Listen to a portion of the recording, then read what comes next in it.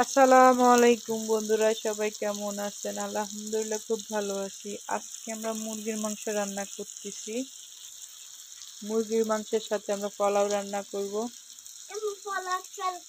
ধুই না, এখন ধুবো। হ্যাঁ, দেখাও দেখাও দেখো, এটা কোন দেশি চুলা? আমাদের আগের চুলায় যে চুলায় রান্না করতাম, দেখেন আমাদের চুলাটা কোথায়। আমরা এখানে আজকে গরম পানি করছি।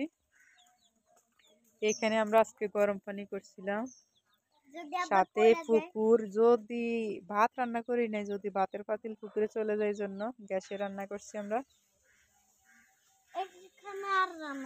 এখানে আর রান্না করবো না আমরা। হ্যাঁ, আসো।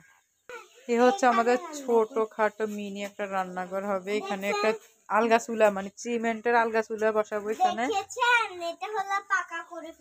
হ্যাঁ, এটা আমরা পাকা করে ফেলেছি। এখন থেকে আমরা পাকায় রান্না করব।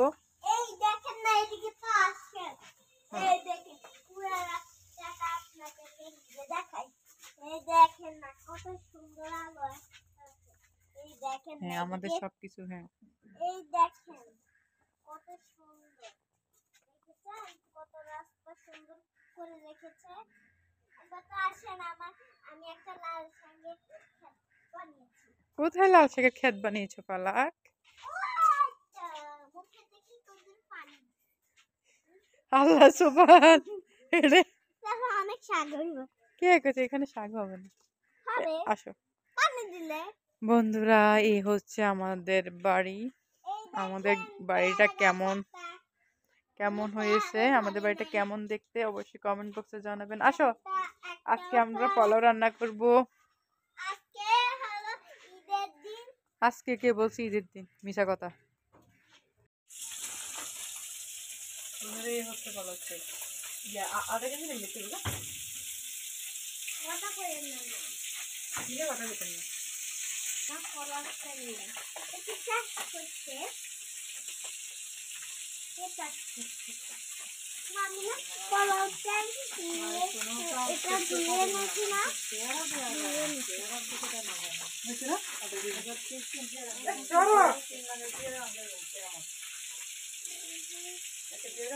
রান্নাটা বসাই দিয়েছে এখানে।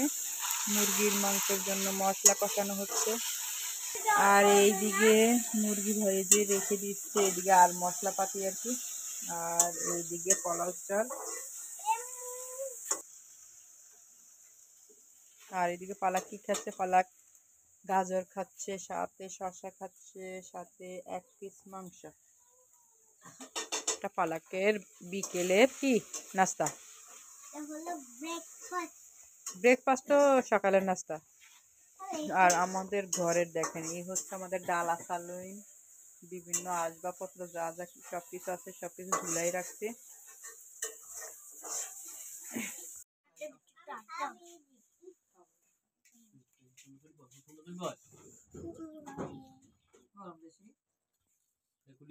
না না, আমার গরম লাগে, আমার কিছু